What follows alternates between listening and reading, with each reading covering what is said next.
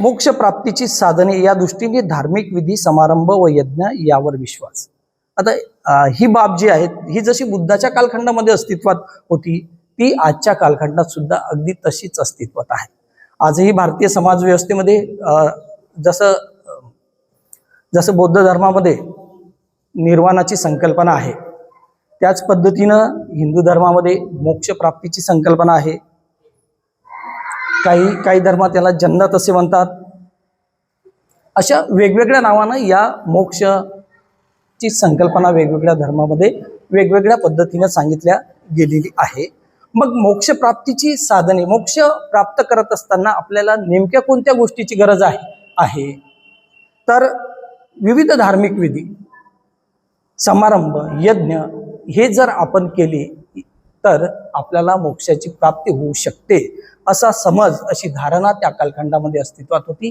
या धारणावरच बुद्धाने खऱ्या अर्थाने प्रहार केला आणि ते पूर्णतः नाकारलं की मोक्ष प्राप्तीसाठी कुठल्याही धार्मिक विधीचा, कुठल्याही समारंभाचा किंबहुना यज्ञ याग वगैरे करण्याची कुठल्याही प्रकारची गरज नाही असं बुद्धानं मानलं. आणि मोक्ष प्राप्तीसाठी मोक्ष प्राप्तीसाठी धार्मिक विधी वगैरे या ज्या संकल्पना त्या कालखंडामध्ये अस्तित्वात होत्या त्या बुद्धाने पूर्णतः नाकारल्या होत्या. पुढचं आहे समाज संघटनेसाठी चातुर्वर्ण व्यवस्थेच्या आदर्शावर विश्वास. समाज संघटनेसाठी चातुर्वर्ण व्यवस्था आणि त्याच्या आदर्शावर विश्वास. आता आपण जसं मानतो की बुद्धाच्या कालखंडामध्ये ही चातुर्वर्ण व्यवस्था अस्तित्वात होती. आता चातुर्वर्ण म्हणजे सोप्या शब्दात 4 वर्ण, आणि या 4 वर्णाची निर्मिती ही कोणापासून झाली? ब्रह्माच्या शरीराच्या विविध अंगापासून झाली अशी भारतीय समाज व्यवस्था मानत होती. अशी धारणा त्या काळामध्ये अस्तित्वात होती. जसं ब्रह्माच्या मुखापासून ब्राह्मणाची निर्मिती झाली, ब्रह्माच्या बाहूपासून क्षत्रियांची निर्मिती झाली, ब्रह्माच्या मांड्यापासून वैश्यांची निर्मिती झाली आणि ब्रह्माच्या पायापासून शूद्रांची निर्मिती झाली अशी धारणा त्या कालखंडामध्ये अस्तित्वात होती. म्हणजेच या 4ही वर्णातील विविध लोकांनी वेगवेगळ्या स्वरूपाची कामे, नेमकी कोणते कामे या लोकांनी करावीत तेही त्या काळातील या समाजव्यवस्थेने ठरवून दिलं होतं. चातुर्वर्ण व्यवस्थेनं प्रत्येक वर्णाला आपापली कामे ही निश्चित करून ठेवलेली होती. जसं ब्राह्मणांनी पूजा अर्चा विधी वगैरे हे सर्व करावं, क्षत्रियांनी राज्यशासन सांभाळावं किंबहुना आपल्या राज्यातील प्रजेचं रक्षण करावं, वैश्य समाजाने व्यवसाय करावा आणि शूद्रांनी यावरील 3ही वर्गांची सेवा करावी आणि जे खालच्या दर्जाची कामे आहेत ती या शूद्र समाजाने करावी अशी धारणा, अशी पद्धती, अशी रूढी चालीरीती तत्कालीन समाज व्यवस्थेमध्ये अस्तित्वात होती. आणि या चातुर्वर्ण व्यवस्थेची जी सामाजिक संघटना होती ती सामाजिक संघटना तेव्हाच चालेल जेव्हा ही चातुर्वर्ण व्यवस्था व्यवस्थितरित्या चालू शकेल. म्हणजे त्या कालखंडातील सामाजिक संघटना व्यवस्थित चालण्यासाठी जाणीवपूर्वक या चातुर्वर्ण व्यवस्थेची निर्मिती ही त्या काळातील धार्मिक व्यवस्थेने जाणीवपूर्वक केलेली होती. आणि त्याच्या कचाट्यात मुख्यतः जसे शूद्र सापडले तसे त्याच्यापेक्षा जास्त अन्याय अत्याचार कुणावरही झालेला नाही. अगदी हजारो वर्ष ही आपल्या देशामध्ये चातुर्वर्ण व्यवस्था अगदी आजतागायत त्याच पद्धतीनं चालत आलेली होती. भारतीय राज्यघटनेची निर्मिती ज्या वेळेला डॉक्टर बाबासाहेब आंबेडकरांनी आपल्या देशामध्ये केली त्यावेळेला खऱ्या अर्थाने या ठिकाणच्या चातुर्वर्ण व्यवस्थेवर खऱ्या अर्थाने प्रहार करण्याचं कार्य झालेलं आहे. तेव्हापासून खऱ्या अर्थाने इथली चातुर्वर्ण व्यवस्था समाप्त झालेली आहे. पुढचं आहे विश्वाचा निर्माता म्हणून ईश्वरावर आणि विश्वाचे मूलाधार तत्व म्हणून ब्रह्मावर विश्वास. या विश्वाचा निर्माता कोण आहे तर ईश्वर आहे. ही धारणा त्या काळातील समाज व्यवस्थेमध्ये अस्तित्वात होती. आणि विश्वाचे मूलाधार तत्व म्हणून ब्रह्मावर विश्वास त्या काळातील लोकांचा होता. आता विश्वाचा निर्माता म्हणजे हे विश्व ईश्वराने निर्माण केलेले आहे आणि ब्रह्म हे विश्वाचे मूलतत्व आहे अशी धारणा होती. उदाहरणार्थ एका मोठ्या झाडाला पाने, फळे, फुले, फांद्या, खोड असते. आपल्याला या सर्व गोष्टी वेगवेगळ्या दिसतात. आपल्याला या ज्या सर्व गोष्टी आहे झाडाच्या त्या वेगवेगळ्या दिसतात, पण या सगळ्या गोष्टीचं मूळ कुठे आहे? झाडाच्या मुळाशी. इतकीच धारणा त्या कालखंडामध्ये अस्तित्वात होती की झाडाच्या मुळावर ते झाड उभं आहे, परंतु त्या झाडाच्या मुळाही, त्या झाडाची मुळं मातीवर उभी आहे, याकडे साफ दुर्लक्ष झालेलं आहे. ते झाड जिवंत राहण्यासाठी या संपूर्ण पर्यावरणातील जे विविध घटक आहे ते पूर्णतः कारणीभूत असतात, या गोष्टीकडे पूर्णतः दुर्लक्ष झालेलं आहे. म्हणून बुद्धाने हे विश्वाचा निर्माता म्हणून ईश्वराला, या संपूर्ण विश्वाचा निर्माता ईश्वर आहे, ही गोष्ट बुद्धाने नाकारली. यातलं दुसरं तत्व होतं की विश्वाचे मूलाधार तत्व म्हणून ब्रह्म आहे, यावरही लोकांचा विश्वास होता. आता एकाच विजेपासून एक वीज आहे आपल्या ठिकाणी. आता या विजेपासून लाईटही चालू आहे, माईक सुरू आहे, आपल्या घरामध्ये फ्रीज असते, रेडिओ असते, टीव्ही असते, वेगवेगळ्या वस्तूंचं अशा वेगवेगळ्या वस्तू असते, वेगवेगळी उपकरणं असते. परंतु इतकंच आहे का या विजेपासून हे संपूर्ण विविध वस्तू, विजेची उपकरणं चालतात? इतकंच नाही, तर ही वीज मानवाने निर्माण केलेली आहे. या विजेच्या निर्मितीसाठी वेगवेगळ्या गोष्टींची गरज भासली, याकडे लक्ष दिलं गेलं नाही. म्हणून बुद्धाने हे जे या विश्वाचा मूल आधार म्हणजे ब्रह्म आहे, ही गोष्ट सुद्धा बुद्धाने साफ पूर्णतः नाकारलेली आहे. म्हणजे कारणाच्या मुळाशी न गेल्यामुळे यामध्ये कार्यकारण भाव बुद्धाला जाणवला नाही, त्यामुळे बुद्धाने ही गोष्ट सुद्धा पूर्णतः नाकारली. आणि 6वं आहे यावर आत्म्यावर विश्वास. आत्म्याचं अस्तित्व सिद्ध करता येत नाही, म्हणून बुद्धाने आत्म्यावर विश्वास ठेवला नाही. हे तत्व सुद्धा बुद्धाने त्या काळात समाजव्यवस्थेमध्ये अस्तित्वात असलेले ही जी धारणा होती, विविध लोकांचा आत्म्यावर विश्वास होता, हे तत्व सुद्धा बुद्धाने पूर्णतः नाकारलं. पुढचं आहे संसार किंवा आत्मा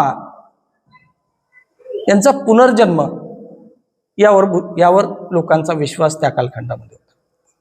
आता आत्मा पुनर्जन्म घेतो. आता पुनर्जन्माची संकल्पना बुद्धाने वेगळ्या संदर्भामध्ये घेतली आहे, ती आपण पुन्हा कधीतरी आपण बघू, कारण तो एक खूप मोठा विषय आहे. पुनर्जन्म मानावा न मानावा, नेमक्या कोणत्या गोष्टी मानल्या पाहिजे, पण ही गोष्ट सुद्धा बुद्धाने पूर्णतः नाकारली.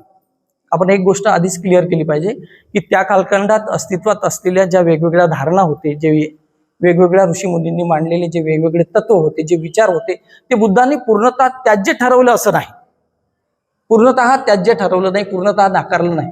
तर त्यामधून जे काही स्वीकारण्यासारखं होतं ते स्वीकारलं आणि नव्या स्वरूपामध्ये आपल्या पुढे मांडलं, पूर्णतः नाकारलं नाही.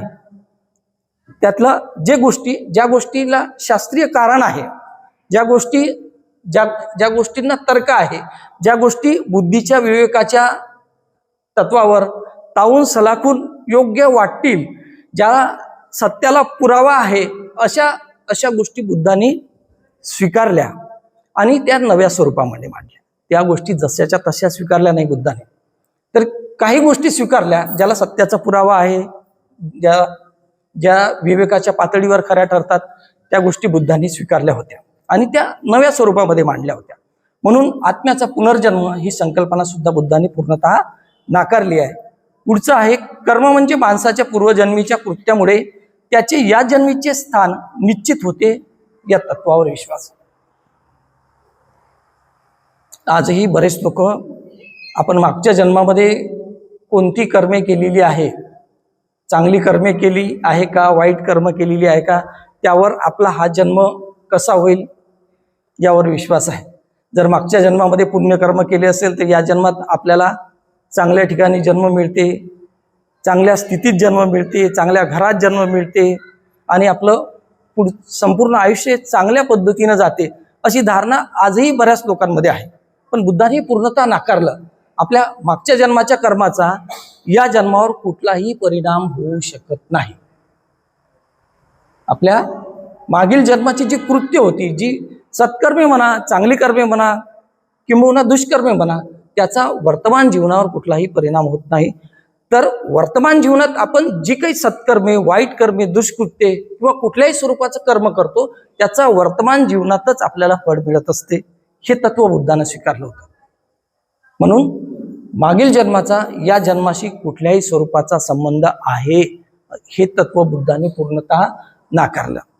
उदाहरण घ्यायचं झालं, आपण चोरी केली तर याच ठिकाणी आपल्याला त्याचं फळ मिळते, आपल्याला तुरुंगात जावं लागेल, पोलीस पकडून घेऊन जातील.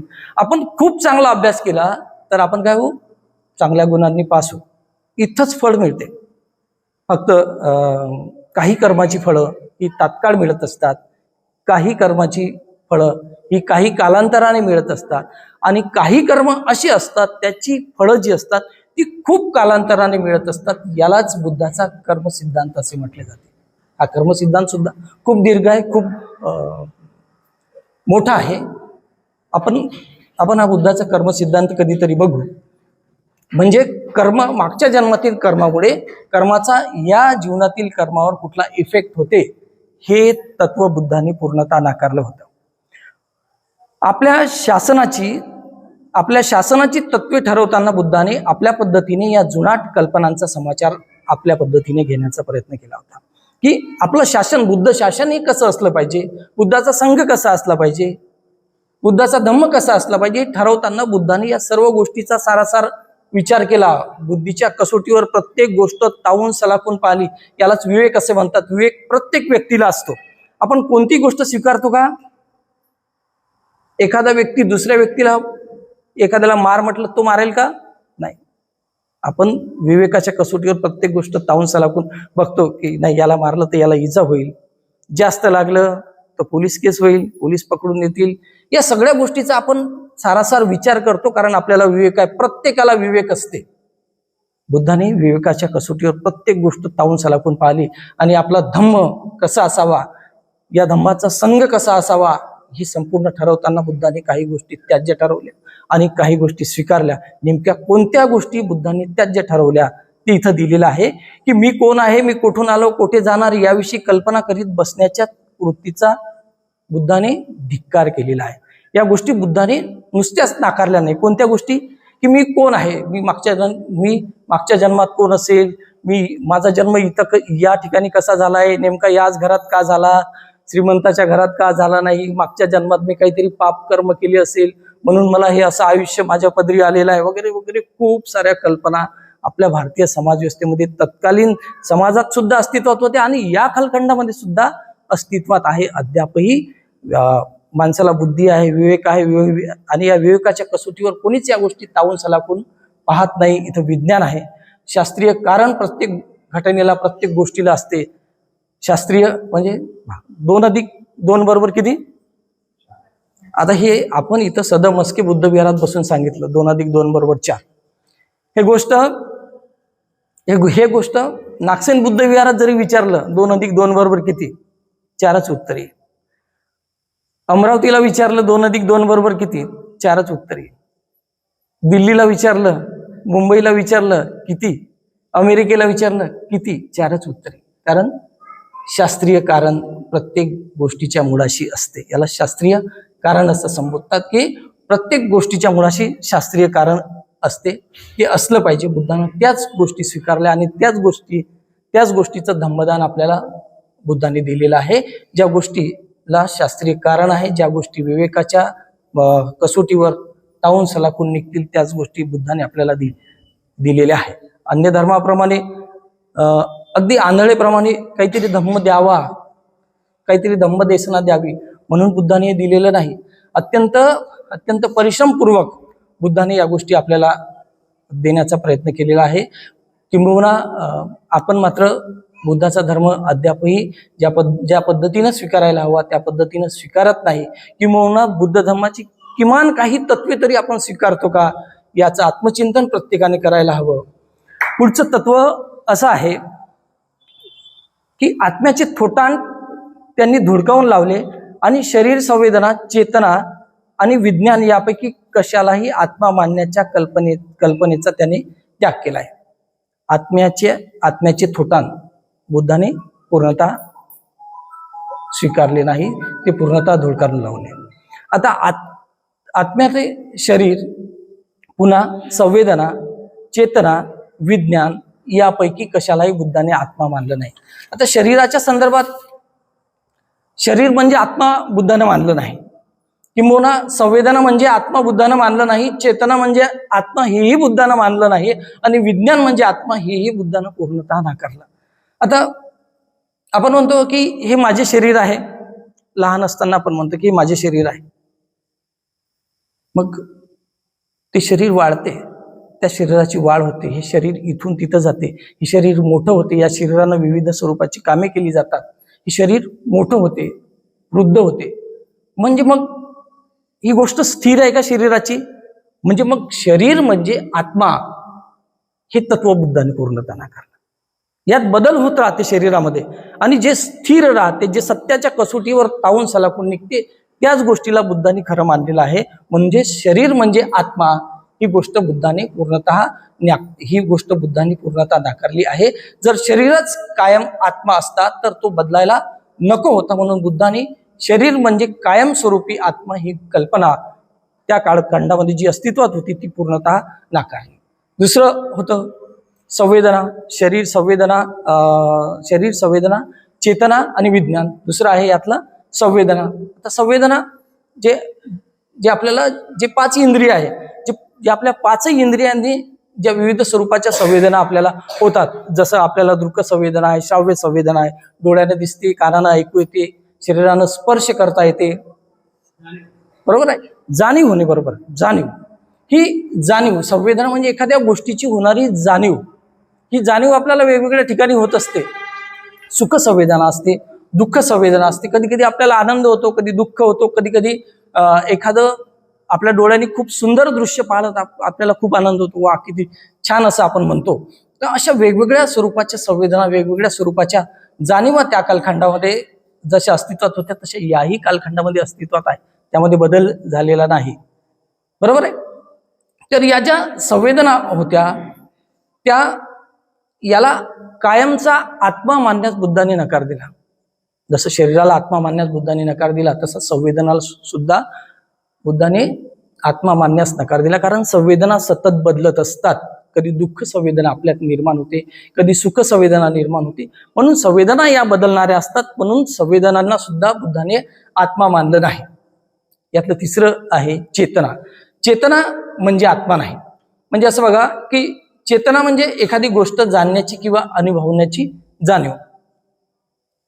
उदाहरण घ्यायचं झाल्यास आपण जागे असताना आपल्याला आपल्या आजूबाजूच्या गोष्टीची, ज्या विविध गोष्टी आपल्या अवतीभोवती घडत असतात त्या गोष्टींची आपल्याला जाणीव होते जेव्हा आपण जागे असतो तेव्हा. पण जेव्हा आपण झोपेत असतो तेव्हा आपल्याला यातल्या काही गोष्टींची जाणीव होते. आपल्या अवतीभोवती आवाज होत असेल तर थोड्याफार प्रमाणात आवाज येतो. जर आपण बेशुद्ध अवस्थेत असलो तर आपल्याला कुठल्याही गोष्टीची जाणीव होत नाही. म्हणजे बुद्धाने चेतना ही कायमस्वरूपी आहे असं मानलं नाही. चेतनेला सुद्धा बुद्धाने कायमस्वरूपी आत्मा मानण्यास नकार दिला. कारण चेतना सुद्धा सातत्याने बदलत राहते, जाणीवा या बदलत राहतात. जागेपणी वेगळी, झोपेत वेगळी, बेशुद्ध अवस्थेत वेगळ्या, या जाणीवा सातत्याने बदलणाऱ्या आहेत. त्यामुळे या जाणीवाला सुद्धा बुद्धाने आत्मा मानलं नाही. जसं शरीराला मानलं नाही, संवेदनाला बुद्धाने आत्मा मानलं नाही, आत्म्याला सुद्धा आणि चेतनेला सुद्धा बुद्धाने आत्मा मानलं नाही.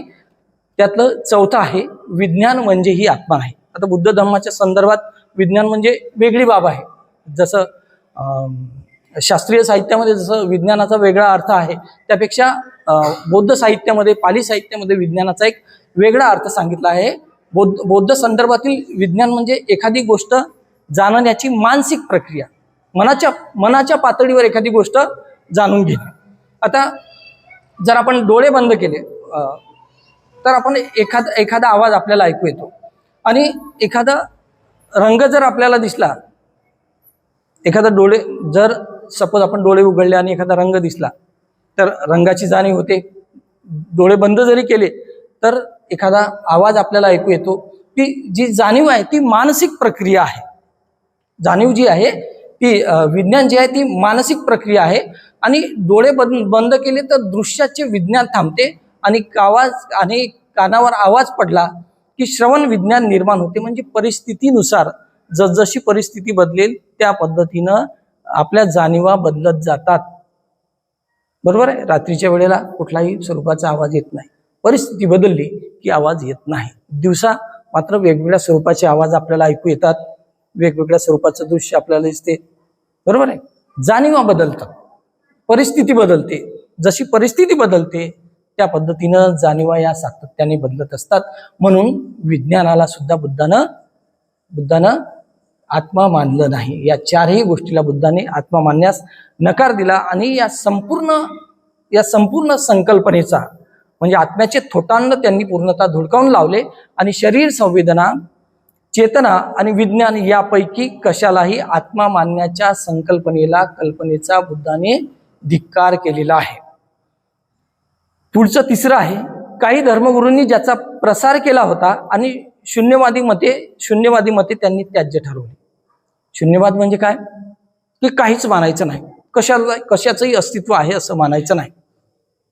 शून्यवादी लोकांचे मते उदाहरण घ्यायचं झालं तर म्हणजे प्रत्येक गोष्टीचं मूळ हे प्रत्येक गोष्ट ही त्या ठिकाणच्या गोष्टीच्या मुळामध्ये असते असं त्यांनी मानलं. उदाहरणार्थ एखादं मडकं जर आपण पाहिलं तर त्याचे मूळ मातीमध्ये आहे,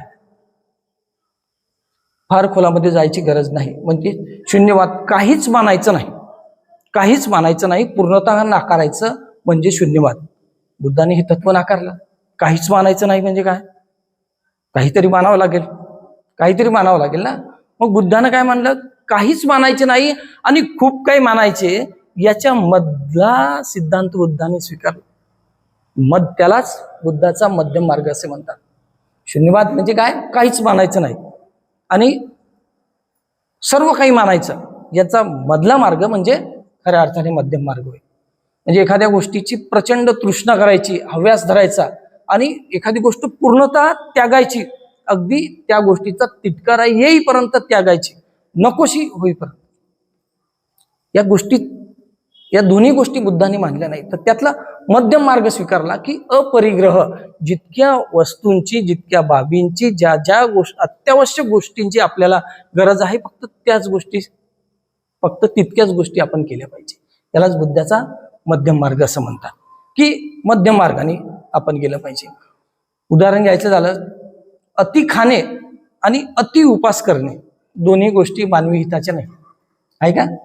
अति खाल्ल्यामुळे काय होते आणि काहीच न खाल्ल्यामुळे काय होते याचे परिणाम आपल्या सर्वांना माहीत आहे. मग आपण काय करतो, मध्यम मार्ग स्वीकारतो. हे जितकं शरीराला लागेल, जितकं शरीराला झेपेल तितकंच खायचं, त्यामुळे शरीर सुदृढ राहते. ही बाब विज्ञानाच्या कसोटीवर उतरणारी आहे. मध्यम मार्ग हा बुद्धाचा विज्ञानाच्या कसोटीवर उतरणारा होता, म्हणून बुद्धांनी तो स्वीकारला आणि तोच धम्म स्वरूपामध्ये आपल्याला बहाल केला, प्रदान केला, बरोबर आहे. पुढचं आहे, पाखंडी मताचा बुद्धाने धिक्कार केला. जे पाखंडी मताचा बुद्धाने नुसता धिक्कार केला इतकंच नाही, तर पाखंड खंडन करणे हे सुद्धा बुद्धाने आपलं कार्य मानलं. आणि जी अशी पाखंडी मते तत्कालीन समाज व्यवस्थेमध्ये अस्तित्वात होती, त्यांचं खंडन सुद्धा बुद्धाने केलं आहे. त्या गोष्टी विवेकाच्या कसोटीवर उतरतात त्या स्वीकारल्या आणि ज्या गोष्टी उतरत नाही त्याचं खंडन बुद्धाने केलं. म्हणजे पाखंड खंडन करणे हे सुद्धा बुद्धाने आपल्या आयुष्यामध्ये आपलं इति कर्तव्य मानलं आणि त्या कालखंडामध्ये अस्तित्वात असलेल्या ज्या चुकीच्या धारणा होत्या, जे समज होते, ज्या प्रथा परंपरा चालीरीती होत्या, ज्याचा विज्ञानाशी दुरान्वेही संबंध नाही, अशा गोष्टी बुद्धाने त्याज्य ठरवल्या. पुढचं आहे, विश्वाच्या विकासाचा प्रारंभ काळ सांगता येतो हे म्हणणे त्यांनी अमान्य केले. विश्वाच्या विकासाचा प्रारंभ काळ, या विश्वाच्या विकासाचा प्रारंभ काळ, विश्वाच्या निर्मितीचं मूळ कशात आहे.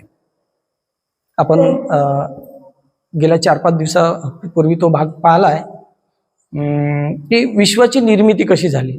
मला वाटते कपिलानं सांगितलं, वेगवेगळ्या ऋषीमुनींचे विचार या संदर्भात आपण ऐकले की काही जणांनी म्हटलं की उष्णतेपासून या विश्वाची निर्मिती झाली, या सृष्टीची निर्मिती झाली. काहींनी म्हटलं पाण्यापासून झाली, काहींनी कशापासून, तर काहींनी कशापासून. अशा वेगवेगळ्या पद्धतीने आपापली मते मांडण्याचा प्रयत्न केला त्या कालखंडामध्ये अस्तित्वात असलेल्या वेगवेगळ्या ऋषीमुनींनी. पण बुद्धाने विश्वाच्या निर्मितीचा प्रारंभ काळ कोणता, त्याचा विकासक्रम कोणता, या भानगडीत बुद्ध पडले नाही. का नाही पडले, त्याला एक कारण आहे. उदाहरणार्थ, आपल्यापैकी एखाद्याला काटा रुतला तर आपण असं म्हणतो का की हा काटा कुठला असेल, कोणत्या जातीचं झाड असेल, मग तो कसा रुतला असेल, मग माझाच पाय त्या काट्यावर का बरं पडला असेल, इतका विचार करत बसतो का? नेमकं काय करतो आपण? तो काटा काढणं महत्वाचं मानतो, बरोबर आहे. आणि खूप जखम जर झाली असेल तर त्यावर उपचार करणं महत्वाचं मानतो. म्हणून बुद्ध सुद्धा विश्वाचा निर्मिती काळ, विकासक्रम, ही सृष्टी, हे विश्व कसं निर्माण झालं या भानगडीत अजिबात पडले नाही. झालं वर्तमान जीवनामध्ये आपल्याला नेमके कोणत्या गोष्टीची गरज आहे या गोष्टीला, या बाबीला बुद्धांनी जास्त महत्व देण्याचा प्रयत्न केला. त्या काटा मलाच का रुतला, कुठं रुतला, कोणत्या जातीचा होता, कुठं होता, झाड कोणा लावलं होतं, इतक्या खोलात शिरण्याची काही एक गरज नाही. किंबहुना वर्तमान कालखंडामध्ये आपल्या समाजाला, माझ्या धम्माचं पालन करणाऱ्या अनुयायांना नेमक्या कोणत्या गोष्टीची गरज आहे हे बुद्धानं जाणलं आणि नेमकं तेच नेमकेपणानं आपल्या पुढे ठेवलं. बुद्धांनी खूप सारं काही थोतांड आपल्या पुढे मांडलं असं नाही. नेमकं कोणत्या गोष्टीची गरज माझ्या अनुयायांना आहे त्याच गोष्टी आपल्या पुढे बुद्धांनी ठेवल्या आणि त्याच आपण स्वीकार करतोय. म्हणूनच खऱ्या अर्थाने आपली प्रगती झाली. 59 असं म्हणतात की 59 जाती आपल्या बौद्ध धर्मामध्ये आहेत आणि त्याच्या संदर्भात खूप सारे आक्षेप हल्लीच्या कालखंडामध्ये त्याला ऊत आलेला आहे. जे बौद्धांनीच आरक्षण लाटलं, बाकी 58 जाती ह्या मागास राहिल्या.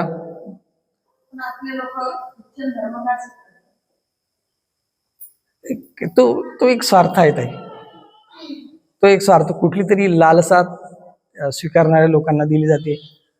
जॉब लावून देतो, असं करतो, तसं करतो, इथं हे देतो. ती एक हल्लीच्या कालखंडामध्ये मग तीच या लोकांनी आपल्याला खूप अनिष्ट सगळ्या प्रकारची सुखसोयी त्यांनी दिल्या आणि त्यामुळं साहजिक आहे गाडीतून ते जर आपल्याला त्या दिशेने जर नेत असतील तर आपल्या बऱ्याचशा लोकांनी ख्रिश्चन धर्म स्वीकारला. तो एक वेगळ्या प्रकारचा कालखंड होता, आता नाही. मी सोप्या शब्दात सांगितलं, लालसा, लोभ, कुठल्या ना कुठल्या गोष्टीचा लोभ त्यामागे होता. म्हणून लोकांनी तो स्वीकारला. जरी तो बुद्ध धर्म सोडून कुठलाही धर्म बुद्धीच्या कसोटीवर तावून सलाखून निघत नाही. नुसता एकच बौद्ध धर्म आहे जो विवेकावर आधारलेला आहे, जो सत्यावर आधारलेला आहे, जो विज्ञानावर आधारलेला आहे, जो शास्त्रीय कारणावर आधारलेला आहे, ज्यातल्या प्रत्येक शब्दाला शास्त्रीय आधार आहे, असा एकमेव बुद्ध धर्म आहे. आणि नेमका तोच आपण स्वीकारला. आणि जितके काही प्रथा, परंपरा, अंधश्रद्धा, रूढी, चालीरीती आपण त्या कालखंडापासून, हजारो वर्षापासून आपण आपल्या पूर्वजांनी त्या पाळल्या होत्या, स्वीकारल्या होत्या, त्या पद्धतीने ते वागत होते, त्या सगळ्या आपण त्याज्य ठरवल्या आणि फक्त अभ्यास या एका मार्गाचा अवलंब केला. म्हणून आपण 59 जातीपैकी जास्तीत जास्त मॅक्झिमम आरक्षणाचे हकदार ठरलेलो आहोत. आपण आपल्या कर्तृत्वानं ते मिळवलेलं आहे. बरोबर आहे. कोणाची दयामय नाही. आपण आपली योग्यता सिद्ध करतो म्हणून ते आरक्षणाचा जास्तीत जास्त लाभ आपल्याला झालेला आहे. आपल्या बरोबरीनं 59 बौद्ध धर्मात महार समाजाला ज्या वेळेला आरक्षण मिळालं त्याच वेळेला बाकीच्या 58 जातींना सुद्धा आरक्षण मिळालं ना. नुसतं महारांनाच मिळालं असं नाही ना. पण मग ते वेगवेगळ्या मार्गाने गेले, वेगवेगळ्या गोष्टीला अवास्तव त्यांनी महत्व दिला. रूढी, चालीरीती, प्रथा, परंपरा याच्या मागं जास्त लागत बसले. अभ्यासाकडे फारसं लक्ष दिलं नाही. स्वतःच्या शैक्षणिक प्रगतीकडे जास्त लक्ष दिलं नाही. म्हणून ते मागास राहिले. आणि आपली प्रगती का झाली? शिक्षणानं. शिक्षण वाघिणीचं दूध आहे, बस एकच शब्द लक्षात ठेवा. आणि ते आपल्या सगळ्या लेकरा बाळांना आपण जास्तीत जास्त देण्याचा प्रयत्न केला पाहिजे. शिक्षणासाठी सर्वतोपरी आपण प्रामुख्याने करण्याचा प्रयत्न केला पाहिजे. पुढं आपण पाहिलं की विश्वाच्या विकासाचा प्रारंभ काळ सांगता येतो हे म्हणणे त्यांनी अमान्य केले. पुढचं, देवाने माणसाला निर्माण केले किंवा ब्रह्म नावाच्या कोण्या एका शरीरातून त्याचा जन्म झाला हे म्हणणेही बुद्धांनी त्याज्य ठरवले. की देवाने माणसाला निर्माण केले, होऊ शकते का? नाही. या सृष्टीच्या विकास क्रमात कधीतरी माणसाची निर्मिती झाली इतकंच त्याला शास्त्रीय कारण आहे. देवाने माणसाला निर्माण केलेले नाही, किंवा एखाद्या गोष्टीच्या मुळाशी शिरण्याचा जर आपण प्रयत्न केला तर त्याचं उत्तर आपल्याला सापडत नाही. तर सोप्या शब्दात या सृष्टीच्या विकास क्रमामध्ये जे काही परिवर्तन झाली, जे काही बदल झाले, त्यात माणसाची निर्मिती झाली. आणि एकाएकी माणूस हा या संपूर्ण प्रगत अवस्थेपर्यंत पोहोचला असं नाही. या प्रगत अवस्थेपर्यंत पोहोचण्यासाठी माणसाला खूप मोठा कालखंड जावा लागला. आणि या कालखंडामध्ये, खूप मोठ्या कालखंडामध्ये विविध बदल झाले, विविध सुधारणा झाल्या.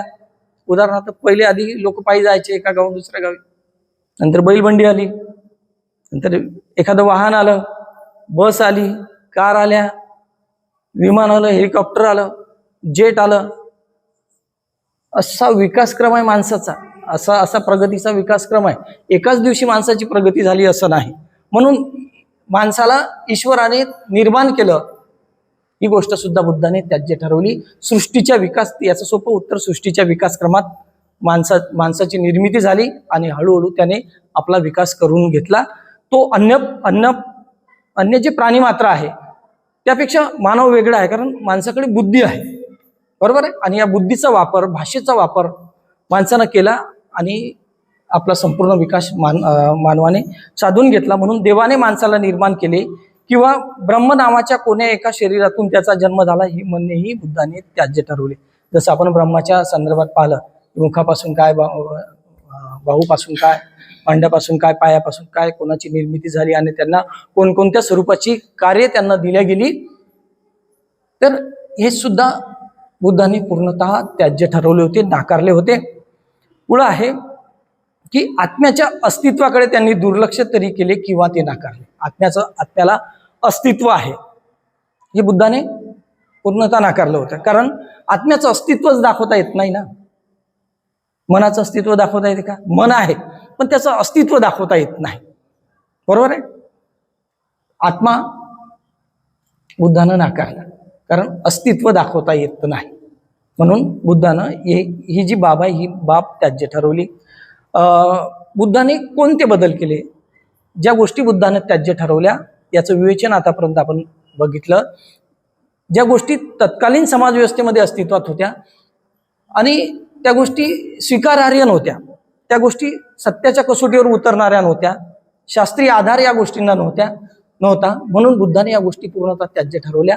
आणि यातल्या काही गोष्टी ज्या सत्याच्या पातळीवर उतरतात, त्याला शास्त्रीय आधार आहे, अशा काही गोष्टी बुद्धाने स्वीकारल्या आणि नव्या स्वरूपामध्ये आपल्या पुढे मांडल्या. जसं बुद्धानं मांडलं कार्यकारण भावाचा सिद्धांत बुद्धाने स्वीकारला, आणि अत्यंत महत्वाचा नियम आणि त्याचे उपसिद्धांत त्यांनी मांडले की कार्यकारण भावाचा सिद्धांत. आता कार्यकारण भाव म्हणजे काय, की एखादी घटना जेव्हा घडते तेव्हा त्या घटनेमागे कुठले ना कुठले कारण असते. एखाद्या नदीला ज्या वेळेला आपल्याला मोठा पाण्याचा ओंडका दिसतो, पूर दिसतो, तेव्हा आपण म्हणत असतो की इकडे वर कुठंतरी खूप जोराचा पाऊस पडलेला आहे, बरोबर. कारण ओंडका जो आलेला आहे, कार्य जे घडलेलं आहे त्यामागे कुठलं तरी कारण आहे पावसाचं. आकाशामध्ये ढग दिसले आपल्याला, आपण काय म्हणतो, पाऊस येणार आहे, पाऊस येण्याची शक्यता आहे. कुठलीही गोष्ट, एखादा मुलगा खूप अभ्यास करत असेल तर आपण म्हणतो की हा पास होण्याची शक्यता आहे. प्रत्येक गोष्टी मागे कार्यकारण भाव असते. कार्यकारण भावाशिवाय जगातली कोणतीही गोष्ट घडूच शकत नाही. या कार्यकारण भावाचे अनेक उपसिद्धांत आहेत, तो खूप मोठा विश्लेषणाचा विषय आहे. दुसरा आहे जीवनाचा दैववादी दृष्टिकोन आणि मनुष्य जग यांचे भवितव्य देवानेच पूर्वनियोजित केलेले आहे, हा तितकाच मूर्खपणाचा दृष्टिकोन आहे. हे दोन्ही सिद्धांत बुद्धांनी त्याज्य ठरवले. काय म्हटलंय की जीवनाचा दैववादी दृष्टिकोन, दे रे हरी पलंगावरी, बरोबर आहे. पूजा अर्चा करा, जप तप करा, मग आपल्याला सर्व काही मिळेल. देवाच्या मनात असेल तर आपल्याला मिळेल. ही गोष्ट बुद्धांनी त्याची ठरवली, नाकारली. दैववादी तुम्ही राहू नका. तुम्ही जर नुसतं दैववादी असाल तर तुम्ही आयुष्यामध्ये प्रगती करू शकत नाही. कारण दैववादानं कुणाचंही भलं होत नाही, तर कशानं होतो, व्यक्तीच्या कर्मानं आपली प्रगती होत असते. व्यक्तीच्या कर्मानं मनुष्याचा विकास होत असतो. जर अश्मयुगात सुद्धा आपण दैववादी राहिलो असतो तर काय झालं असतं, आपण अजूनही त्याच पद्धतीनं अश्मयुगातच जगत असतो, अश्मयुगातच असतो. त्याच पद्धतीनं माकड इथून तिथं अशा उड्या मारत असता आपण तेच दगडाला दगड घासून आपण अग्नीची निर्मिती करीत असतो. आपण बुद्धिप्रामाण्यवादी लोक आहोत, आपण विज्ञानवादी लोक आहोत, आपण दैववादी नाही. देवाच्या मनात असेल तर होईल, देवानं केलं तर होईल म्हणून त्यासाठी उपास तपास नवस अमक टमक करत बसायचं, ही गोष्ट बुद्धानं पूर्णतः त्याज्य ठरवली होती. मनुष्य व जग यांचे भवितव्य देवानेच पूर्वनियोजित केलेले आहे, हा सुद्धा विचार बुद्धांनी नाकारला. मनुष्याचं भवितव्य, वर्तमान जग आणि मनुष्याचं भवितव्य सुद्धा दैवनिर्मितच आहे, हे सुद्धा बुद्धाने पूर्णतः नाकारलं. की दैवनिर्मित काही नाही, इथं संपूर्णतः मानव निर्मित आहे. या सृष्टीचा विज्ञानाच्या अनुषंगानं एक विकासक्रम झाला, वेगवेगळे बदल झाले सृष्टीमध्ये आणि त्यातून हे सुंदर विश्व मानवानं निर्माण केलं. कोणी निर्माण केलं? मानवानं निर्माण केलं आहे. सुंदर विश्व, हे सुंदर विहार जे बांधलं आहे ते मानवानं बांधलं, देवानं बांधलं का? नाही. बाप दाखव नाही तर श्राद्ध कर. सत्याला पुराव्याचा आधार पाहिजे. आपण पाहिलं मागच्या 1-2 दिवसात आपण पाहिलं की सत्याला पुराव्याचा आधार पाहिजे. दैववादी बनून कुणाचंही भलं होणार नाही. म्हणून बुद्धानं मनुष्य व जग यांचे भवितव्य देवानेच पूर्वनियोजित केलेले आहे. ते आधीच आपल्या विधिलिखित आहे, पूर्वलिखित आहे. अद्यापही बरेच जण म्हणतात माझ्या नशिबातच असेल म्हणून असं होत असेल. असं होऊ शकते का? एक सोपी गोष्ट सांगतो. आज आपण जे काही आहोत ते आपण केलेल्या बऱ्या वाईट कर्मामुळे असते. मी प्राध्यापक आहे, अत्यंत गरीब परिस्थितीत, वडील छोटे, मी अगदी 4 वर्षाचा असताना वडील वारले. खूप काबाळ कष्ट केले आईसहित 4ही भावंडांनी. एक प्राध्यापक, एक इंजिनियर, एक बार्टीमध्ये प्रकल्प अधिकारी आहे, एक बहीण, दुसरी बहीण सुद्धा MA BEd आहे. शेतात कष्ट करून हे सगळं झालं. म्हटलं असतं की विधी निर्मितीचा आहे, वडिलाचा मृत्यू झाला म्हणून मग आता आपल्या नशिबात हेच आहे, मग चला आता कष्ट करत बसा. तर अजूनही त्याच अवस्थेत असतो, कुठेतरी करत बसलो असतो. परंतु मी आज जे काही आहो, उदाहरण सांगतोय, स्वतःची स्तुती नाही, मी फक्त उदाहरण सांगतोय की मी आज जे काही आहे ते मी केलेल्या बऱ्या वाईट कर्मामुळे आहे. माझे कर्म जर उत्कृष्ट असेल तर माझं भवितव्य हे चांगलं राहील. माझे कर्म जर निकृष्ट असेल, वाईट असेल, तर माझी वर्तमान परिस्थिती ही वाईटच राहील. बरोबर आहे? त्यासाठी माणूस संवेदनशील सुद्धा असला पाहिजे. आपल्या मनाला जाणवलं पाहिजे की आपली परिस्थिती नेमकी काय आहे, आपली जी वर्तमान जी कौटुंबिक परिस्थिती आहे ती कशी आहे, ती आपल्याला सुधारता येईल का, ती सुधारण्यासाठी आपण नेमकं काय केलं पाहिजे, यासाठी माणूस संवेदनशील सुद्धा असला पाहिजे. संवेदनशील म्हणजे विचार करणारा. एक उदाहरण सांगतो आणि खूप वेळ झाला. एक छोटंसं उदाहरण सांगतो आणि समाप्त करतो. माझं लक्ष नाही, सरांनीही लक्षात आणून दिलं नाही. दोन भाऊ असतात. इथं जसं उत्कर्ष आणि संघर्ष आहे. संघर्ष आहे तो दुसरा, उत्कर्ष आणि संघर्ष आहे. एका पांदीतून जात असतात. पांदी माहिती आहे ना, 2 शेताच्या मधामधली जी वाट असते तिला पांदी असे म्हणतात. आता दोघे जण तिथून त्या पांदीतून जातात, आणखी पुढे जातात, चालत राहतात. पण उत्कर्षला पैशाच्या खणकण्याचा आवाज येतो, खणखण असा. उत्कर्ष लगेच संघर्षला म्हणतो की का रे संघर्ष, काही पैशाच्या खणकण्याचा आवाज वगैरे आला का? संघर्ष म्हणतो नाही बाबा, असा काही आवाज मला आलेला नाही. ठीक आहे म्हणतो, मला भास झाला असेल, कदाचित पैशाची खूप मला गरज आहे म्हणून या प्रकारचा भास मला होत असावा. पुन्हा ते काही वेळ त्या पाणीतून चालत राहतात. पुन्हा काही वेळ चालल्यानंतर पुन्हा उत्कर्षला तशाच पैशाच्या खणकण्याचा आवाज येतो, खणखण. पुन्हा उत्कर्ष त्याच पद्धतीनं संघर्षला प्रश्न करतो की का रे काही पैशाच्या खणकण्याचा आवाज आला का? पुन्हा संघर्ष त्याच पद्धतीने उत्तर देतो की नाही, अशा पैशाच्या खणकण्याचा मला काही आवाज आलेला नाही. पुन्हा त्याच पद्धतीनं त्याचं असं 2-3 वेळा पैशाचा खणकण्याचा आवाज, पुन्हा संघर्ष त्याच पद्धतीचा उत्तर असं सुरू राहते. थोडा वेळ आणखी चालल्यानंतर उत्कर्ष त्या पांदीच्या बाजूला जी एक काटेरी कुंपण असते त्या कुंपणाजवळ जातो आणि एक फुलपाखरू त्या काट्यामध्ये अडकलेलं असते. ते फुलपाखरू हळूच बाहेर काढतो, त्याला मायेनं गुंजारतो आणि हवेत उडवून देतो. आता हे सगळं दृश्य संघर्ष खूप निरीक्षण करून पाहत असतो की की याचं काय चाललं, उत्कर्ष नेमकं काय चाललं पाहत असतो.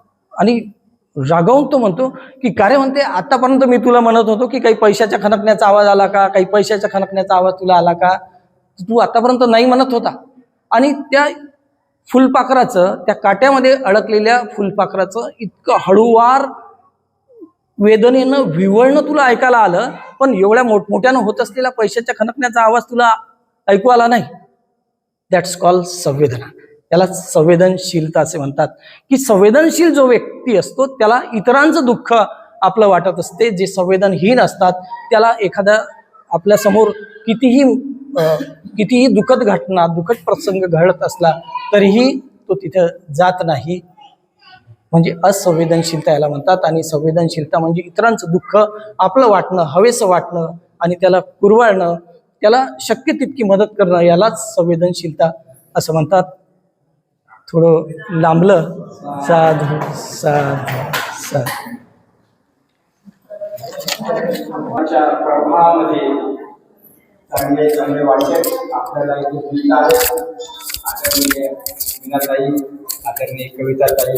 आणि कविताताईची प्रेरणा घेऊन मला वाटते तुमचीच प्रेरणा आहे का गवई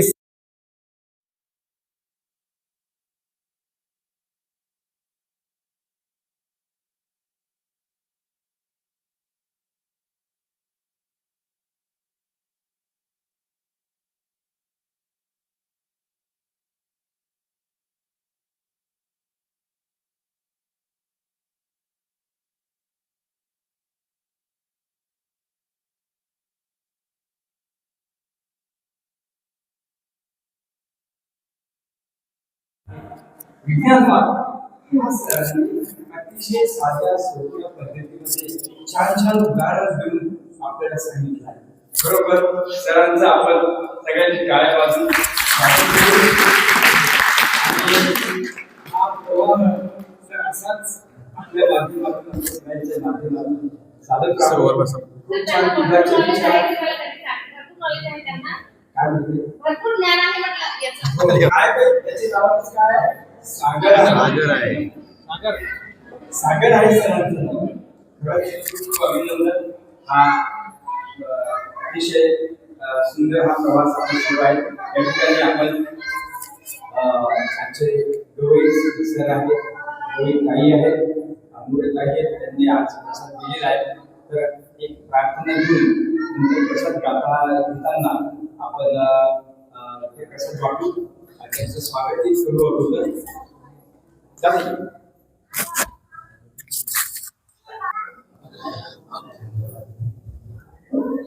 हवा हवा दुःखावरी नाही दवा, मी सांगतो म्हणून नव्हे, स्वतः तुम्ही अनुभवा. हा धम्म हो हवा हवा दुःखावरी नाही दवा, मी सांगतो म्हणून नव्हे, स्वतः तुम्ही अनुभवा. दुःखाने विश्वासारे तुडुंब भरले आहे रे, व्याधी व्यथा जरा मरण तुझीच वाट पाय रे. जीवन प्रवासी मानवा विसावा शांतीचा हवा, मी सांगतो म्हणून नव्हे, स्वतः तुम्ही अनुभवा. मोहामुळे तृष्णेमुळे दुःखाची होई निर्मिती.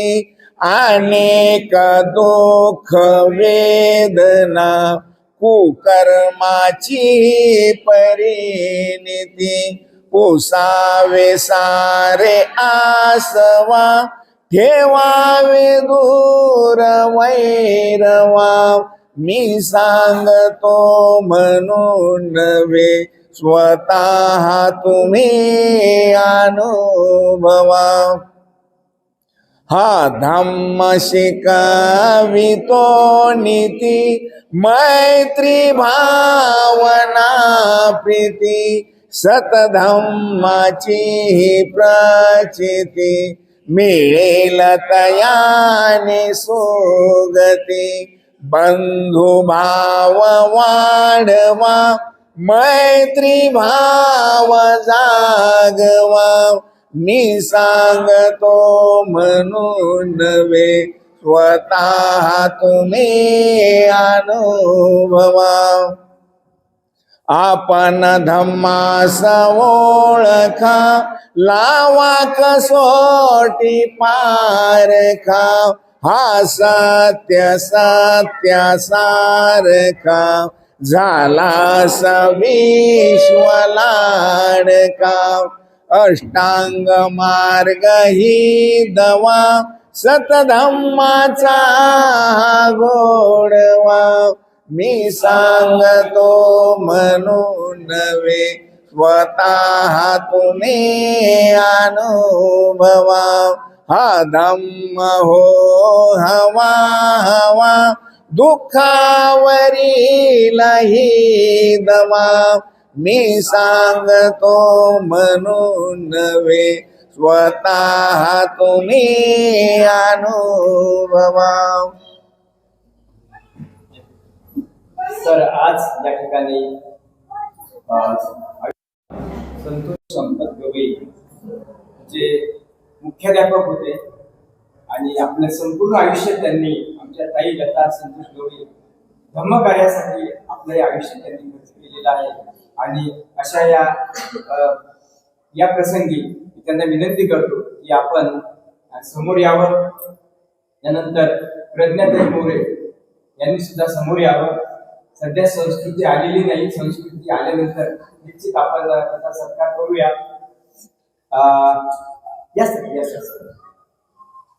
या ठिकाणी प्रज्ञाताई इंगळे, सीमाताई बनसोड तसेच सोनूताई इंगळे यांना विनंती करतो आपण या दाम्पत्याचा सत्कार करावा, सत्कार करावा.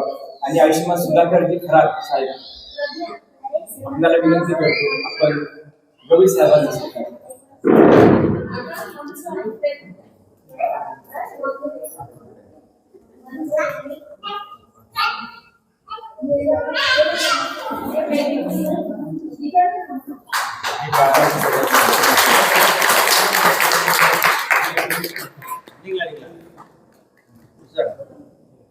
तुम्ही महिला तुम्ही इकडे काही ना त्या निघून आले. तुम्ही चार जण इकडे ना काही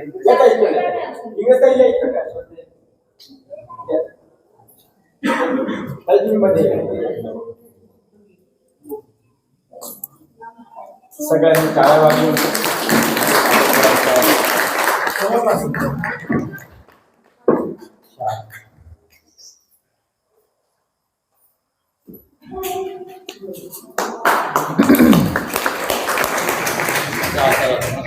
आणि आपल्या सर्वांच्या सहमतीने आपल्याला ही श्रावण पौर्णिमा आहे. ही श्रावण पौर्णिमा आपल्याला साजरी करायची आहे. 27 तारखेला आपण स्नेहभोजनाचा कार्यक्रम ठेवलेला आहे. तर त्यामध्ये सर्वांचा सहभाग आहे. ज्याला कुणाला जे काही धम्मदान द्यायचे त्यांनी ताईंच्याकडे जमा करायचं आहे आणि त्याचं नियोजन वगैरे सर्व आपण सर्वजण करत आहोत. आपल्या सर्वांच्या मध्ये ते आपल्याला श्रावण पौर्णिमेचं जेवण आपल्याला भोजन दान आपल्याला द्यायचं आहे. पौर्णिमे दिवशी अर्ध्या लोकांना उपवास आहे, उपवासव्रत पौर्णिमेचं. आणि हे आपण 27 तारखेला गेलो आहोत. 12वीच्या पौर्णिमा 28ची आहे. त्या दिवशी मैत्री भावने विनाश होतो गयावर तुवाचा. मैत्री भावने विनाश होतो गयापुण्याचा.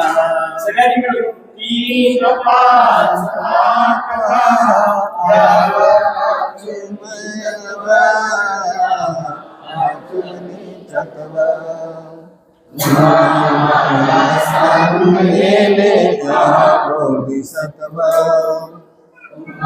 मला सांगून गेले बोधिसत्व बोधिसत्वाच्या मूर्तिमराने आलं वैभव आलं वैभव नाव गाजले जगात सारे लंकाचे राम नाव गाजले जगात सारे लंकाचे राम प्रज्ञाशील करुणाता मैत्रीचा गुण मैत्रीचा गुण प्रसाद घेऊन आता सोड अभिमान प्रसाद घेऊन आता सोड अभिमान प्रसाद घ्यावो सर्व मिळोनी नंतर घ्यावो शिलेचे पाणी